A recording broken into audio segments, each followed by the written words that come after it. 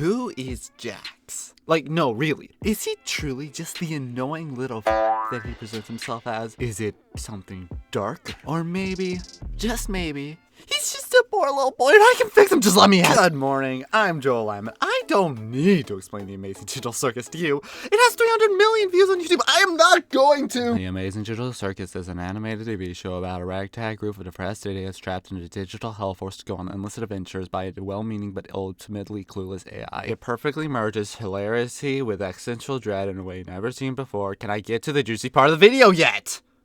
Oh, thank you. To me, the most fascinating aspect about this show is its characters. While at first they all seem like trope-ridden, one-note cardboard cutouts, it's not long before you realize that they all have something a little bit more. The forgetful lunatic is actually a grieving husband. The emo done-with-everything character has body dysmorphia, and I don't even want to start with Gankel's issues. And we are only 4 episodes into this show! But between the sentient ribbon and lovable ragdoll, no character has captured the hearts and other vital organs of the audience quite like Jax. Can I have those back? Voiced by him. At first, Jax appears to be just a typical laid-back sociopath who loves causing pain and misery on others. That is the end of that sentence. Throughout the first episode, Jack proceeds to rip a metaphorical bandage off of Pomni, step on a depressed woman's only means of joy, show general disinterest at his friend getting kidnapped, forces the two most unstable people to team up, admits to stealing everyone's keys, admits to filling a room of a person who hates centipedes with centipedes, bails on his friends who are genuine danger, throws a bowling ball at a person, insults a queen, hides genuine problem from the rest of the cast, and the most despicable of all, doesn't let a lady ahead of him on an escalator, and then shoving her over. Jax is the kind of guy who would not only not return a shopping cart, but actively put it in empty parking spaces. Look, do you want to know a secret? No?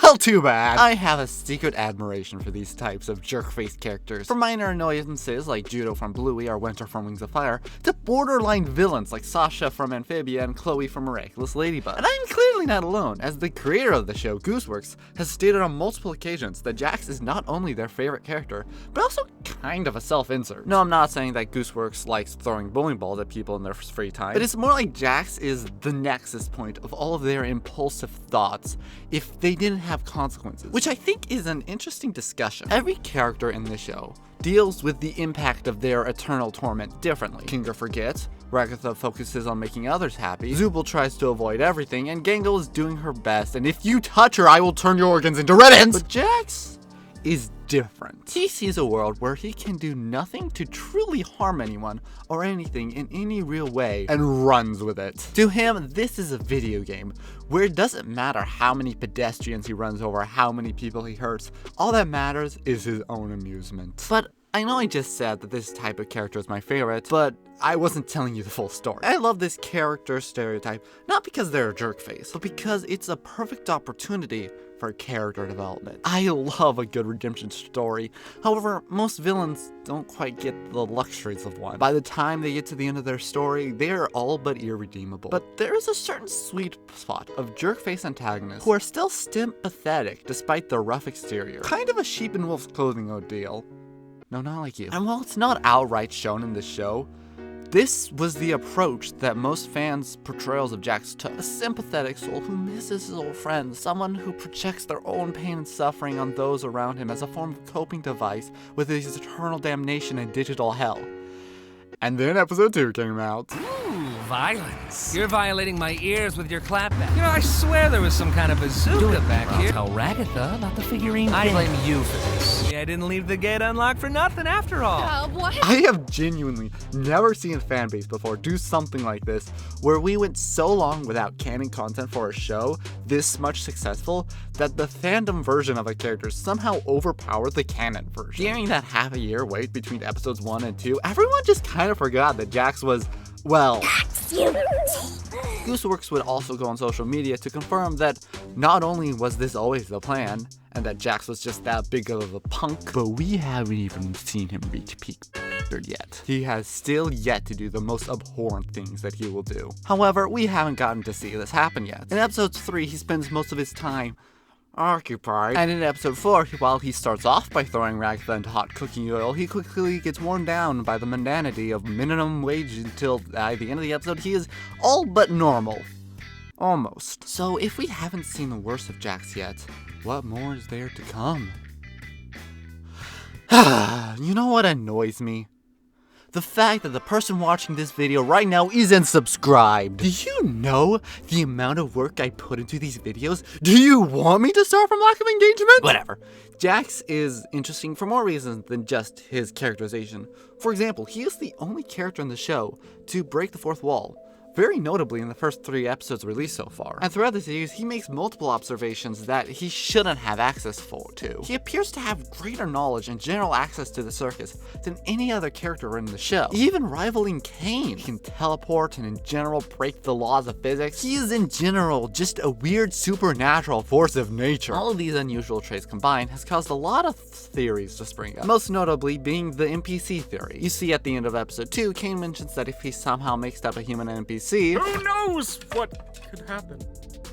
In a way that implies that this has in fact happened before. If there's one thing I know about the show, is that it loves Chekhov's guns. See also the glitching blocks in episode 2 and holding your breath in episode 3. So the fact that this has been left on the table is extremely suspicious. So what if Jax was that mix? An advanced AI probably built to have a very two-dimensional character being mistaken for another normal human and using this opportunity to fit in and cause destruction. Is this the reason why he seems to lack empathy? He literally wasn't programmed with it? Another possible theory is that Jax is a virus, for all the same reasons as the NPC theory, but I kinda like it more because it gives Jax a more definitive motivation. He is programmed to cause chaos and destruction, to tear down the circus and its residents from the inside out. Where this Jax virus comes from, I have no idea. Let's move on to the next theory. But what if Jax isn't an AI? In this case, who was he before the circus? I mean, he could be anywhere, but there's always the classic Squid Game twist that everyone loves doing these days. Could Jax be a high official at C&A, or even the creator of the Amazing Digital Circus? For a while, we have assumed that Kinger was the oldest person in the circus because, I mean, well, look at him. But the only concrete piece of evidence was Jax saying, Well, Kinger over there's supposedly been here the longest. But how do we know that? Jax could be lying, and it's not like Kinger would be able to tell the difference. After all, we do see a Jax001 on his license plate in episode 4. For a while now, we have assumed that C&A, the company that made the Amazing Digital Circus in show, refers to Cain and Abel. We already have a Cain in the form of the lovable AI running the show, so we are still missing an Abel. Could it be Jax? You know, one thing that always bugged me about the C&A theory is that it doesn't seem to tie into the original Cain and Abel story from the Bible. In the book of Genesis, Adam and Eve's firstborn sons, named Cain and Abel, each gave an offering in the form of their accusation to God. God liked Abel's burnt offering from his herd, but didn't really appreciate Cain's vegetables, so Cain did the only logical thing and killed his brother in cold blood, becoming the first murderer. But what does that have to do with the Amazing Digital Circus? Literally nothing. Unless we simply haven't seen how it relates yet. As I mentioned earlier, Gooseworks has mentioned multiple times that Jax's worst atrocity has yet to be seen on screen, so this might be a stretch, but I'll put it here just in case. Jax murders Cain and takes over the circus. Yeah, that's right, a role reversal, where Cain is the innocent guy doing his job, and Jax is the jealous one who does an unaliving on him. After all, when Gooseworks was asked for a random Jax quote, they said, "I want you dead." And when they asked who would commit a crime, they said Jax. Honestly, it's all purely speculation, but I think it's safe to assume that the real villain of the show will have been the overall clad rabbit the whole time. Honestly, the biggest argument against this theory is Gooseworks saying that Jax is only 22. Now, we don't know how long the circus has been running for, but I doubt that Jax would have been old enough to develop this technology, somehow get stuck in it, and then live in this simulation for who knows how long before turning 22. However, if we assume that the show takes place in the modern day, which I think is a safe assumption based off of the new advanced AI and the fact that the gravestone in episode 3 says 2022 in it, then 22 years before that point is right around the time in the early 2000s that matches perfectly with the aesthetics of the show and when the in-show Amazing Digital Circus was made. So you could make the assumption that Jax is not only the first person in the circus, but also an AI built probably for testing. That would tie back into the C&A theming, where even though Jax and Cain should be equal, for some reason, one was given authority, prompting jealousy in the other. Jax does seem to know a lot about Cain. You could go on with this speculation, but I don't want to put down anything in this video that doesn't have some form of evidence, but, you know, something still feels wrong. A lot of people don't like the AI Jax theory because it removes a lot of his agency. He is a jerk because he is programmed this way is a lot less interesting than he is a jerk because he wants to. Or is it? You see, there is one detail about Jax I have yet to show you, and I have literally never heard anyone talk about. And that is this moment at the end of episode 2 at Kaufmo's funeral. Jax is at a distance as everyone else is setting it up, when for half a second, an emotion flashes on his face. Sadness? Remorse? Genuine care?